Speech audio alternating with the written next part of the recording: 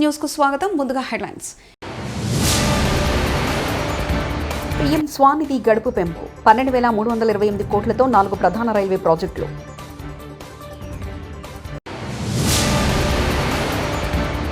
ప్రకాశం బ్యారేజ్కి వరద ఉధృతి, 69 గేట్లు ఎత్తివేత.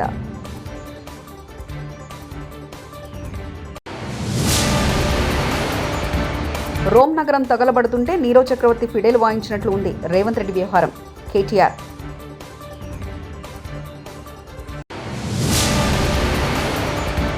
మేడారం వద్ద జంపన్నవాగు ఉధృతి, వంతెనను ఆనుకుని వరద ప్రవాహం.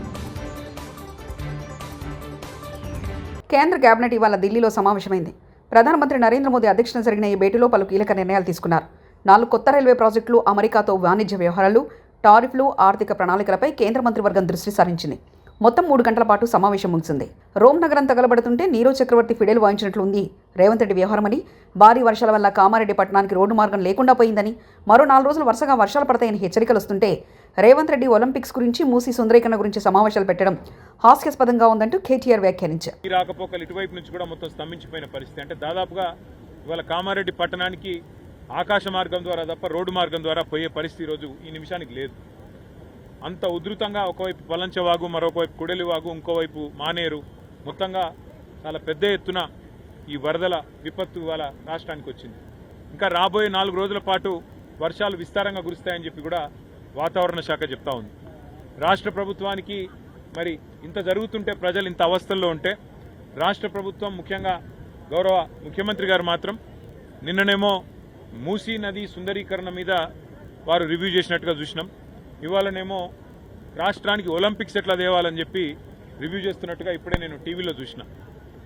పరిస్థితి ఎట్లా ఉంది అంటే, రోమ్ నగరం తగలబడుతుంటే ఆ చక్రవర్తి ఎవరో ఒక ఆయన నీరవ్ చక్రవర్తి అని ఫిడేలు వాయించుకుంటూ కూర్చున్నాడట. అట్లా రాష్ట్రం వరదల్లో ఉంటే మూసీ సుందరీకరణ ముఖ్యమా, లేకపోతే రాష్ట్రానికి ఒలింపిక్స్ అనే డిస్కషన్ ముఖ్యమా, లేకపోతే ప్రస్తుతం పంట నష్టం ఎంత జరిగింది, ఆస్తి నష్టం ఎంత జరిగింది, ప్రాణ నష్టం ఎంత జరిగింది, ఎంతమంది విపత్తుల్లో ఉన్నారు, ఇది చూసుడు ముఖ్యమా? ఒకవైపు ప్రజల ప్రాణాలు పోతుంటే రేవంత్ రెడ్డి ఏమో చూడనట్లుగా మూసీ సుందరీకరణ మీద, ఆటల పోటీల మీద రివ్యూలు చేస్తున్నారు. రోమ్ తగలబడుతుంటే ఫిడేలు వాయించినట్లు ఉంది రేవంత్ రెడ్డి తీరు అని నిన్న ఒక మంత్రి హెలికాప్టర్ అత్యవసర పరిస్థితుల్లో వాడాలని అంటున్నారు. వాళ్ళేమో పెళ్లికి, బీహార్లో రాజకీయాలకు వాడతారు. వరదలో చిక్కుకొని 2 యువకులు మృతి చెందారు. ఇది ప్రభుత్వ వైఫల్యమే. వారు కొన్ని గంటల పాటు కరెంటు పోల్ను పట్టుకొని తమను రక్షించాలని వేడుకున్నారు. సహాయం కోసం ఎదురు చూశారు. జిల్లా కలెక్టర్ అధికార యంత్రాంగానికి సమాచారం ఇచ్చినా వారు పట్టించుకోలేదు. మధ్యాహ్నం కరెంటు పోలు కూడా కొట్టుకుపోయి ఆ 2 యువకులు చనిపోయారంటూ మాజీ మంత్రి ఎమ్మెల్యే హరీష్ రావు వ్యాఖ్యానించారు. వచ్చుకుందామని బయలుదేరి మరి ఆటోలో నడుపుతున్నటువంటి యాదగౌడు, ఆటోలో కూర్చున్న సత్యనారాయణ, ఇద్దరు కూడా ఈ వరదలో ఆటో కొట్టుకుపోయి చనిపోవడం జరిగింది.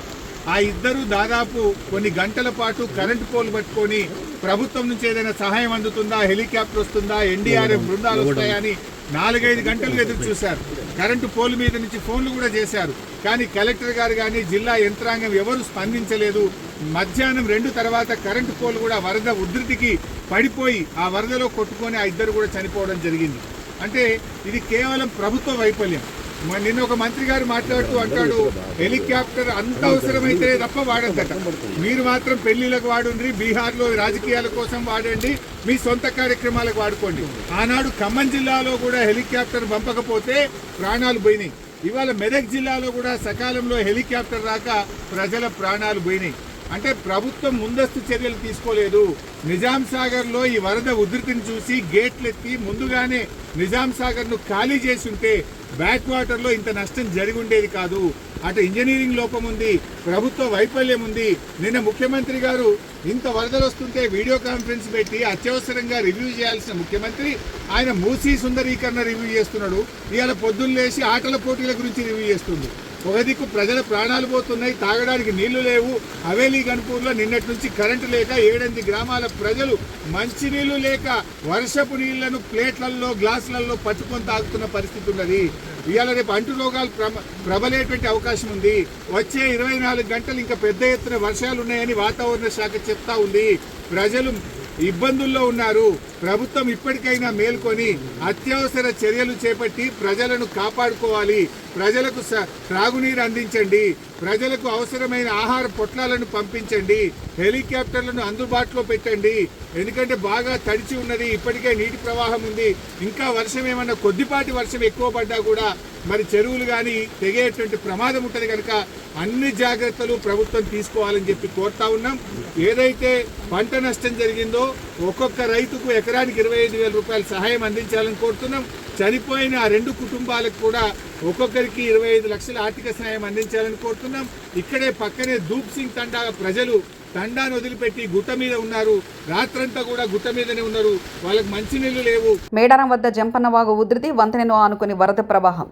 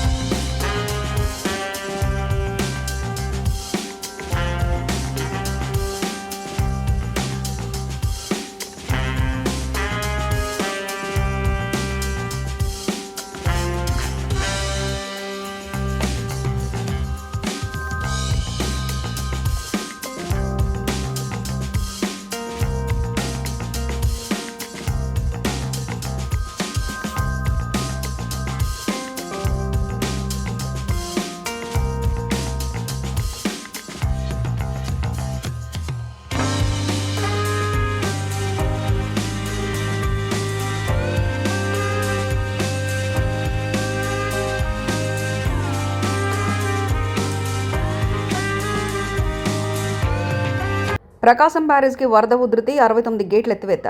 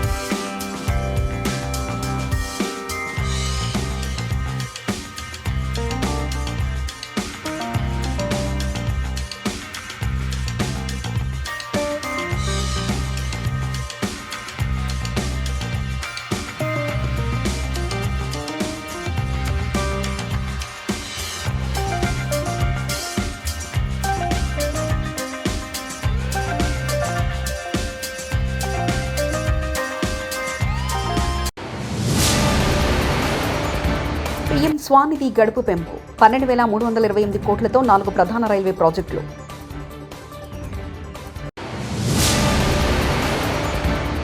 ప్రకాశం బ్యారేజ్కి వరద ఉధృతి 69 గేట్ల ఎత్తివేత.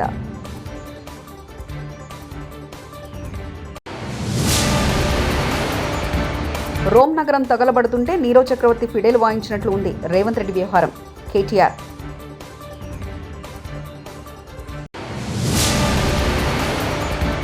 మేడారం వద్ద జంపన్నవాగు ఉధృతి, వంతెనను ఆనుకుని వరద ప్రవాహం.